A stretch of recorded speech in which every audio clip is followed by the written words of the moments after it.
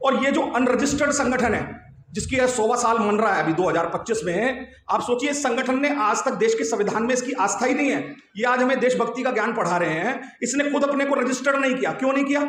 जो संगठन रजिस्टर्ड हो जाएगा फिर सरकार उसकी बैलेंस शीट मांगेगी, ऑडिट रिपोर्ट मांगेगी, इनकम टैक्स के दायरे में आ जाएगा, एटीजी के दायरे में आ जाएगा, एफसीआरए के दायरे में आ जाएगा, हिसाब किताब देना पड़ेगा। वो संगठन बिगर हिसाब किताब दिए करोड़ों रुपए का दफ्तर झंडेवालान में बना रहा है, केशव कुंज में करोड़ों रुपए का दफ्तर नागपुर में बना रहा है, और हजारों नहीं लाखों उनके प्रचारक, इनके लाखों प्रचारक पिछले 100 साल से कौन इनको फंडिंग कर रहा है? क्या इसकी जांच नहीं होनी चाहिए? क्या संविधान की अवहेलना नहीं है कि एक संगठन खुलेआम रिश्वत ले रहा है? किनसे ले रहा है, कौन से देशों से ले रहा है, कहां से उसकी फंडिंग आ रही है, उसका कोई सोर्स उजागर नहीं हो रहा, तो रातों रात कौन भूत आकर इनके दफ्तर बना जा रहा है?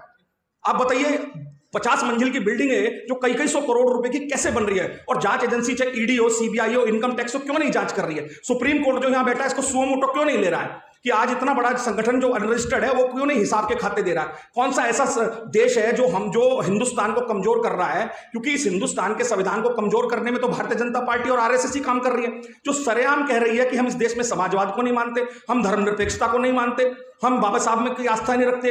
जिस बाबा साहब ने संविधान लिखा, जिसको ऑक्सफोर्ड यूनिवर्सिटी मानती है, जिसको कैम्ब्रिज यूनिवर्सिटी मानती है, जिसको लंदन स्कूल ऑफ इकोनॉमिक्स मानते हैं, हजारों जगह बाबा साहब की स्टैचू है, और पहले देश के लॉ मिनिस्टर को चीफ जस्टिस सुरेश कैत ने ऑर्डर किया, वहां के वकीलों ने ऑर्डर संस्था बनाई कि मध्य प्रदेश में ग्वालियर हाईकोर्ट में उनकी मूर्ति लगे, और देखिए वहां सरफिरे 2, 4, 10, 20 वकील आज तक उनकी मूर्ति नहीं लगने दे रहे।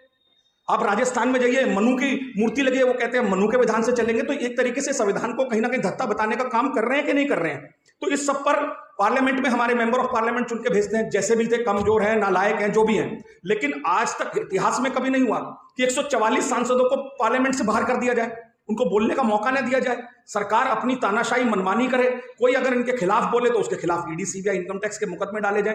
तो ये लोग सुरक्षित नहीं है। तो हम सब साधारण लोग जो हैं, जो एक सामाजिक कार्यकर्ता है, मिडिल क्लास लोग हैं, लोअर मिडिल क्लास लोग हैं, हम सब पर तो खतरा बहुत ज्यादा मंडरा रहा है। इस पर काम करने के लिए मैं समझता हूं हमारे पास केवल एक ही काम है, एक ही चारा है, वो है कि आप लोग सब लोग इकट्ठे होकर रोडों पर उतरिए। अब रोडों पर उतरे बगैर कुछ होगा नहीं, क्योंकि ये सरकार जो है ये बिल्कुल सरेराम सरेराह बेईमानी करने पर उतारू है। ना ये हमें नौकरी देना चाहती है, ना ये हमें समानता प्रदान करना चाहती है, ना ये संविधान में विश्वास करती है, ना हमें अपनी धार्मिक आजादी में बात, ना अभिव्यक्ति की आजादी को हमें सुनाने देती है। तो ये सब कर क्या रहे हैं?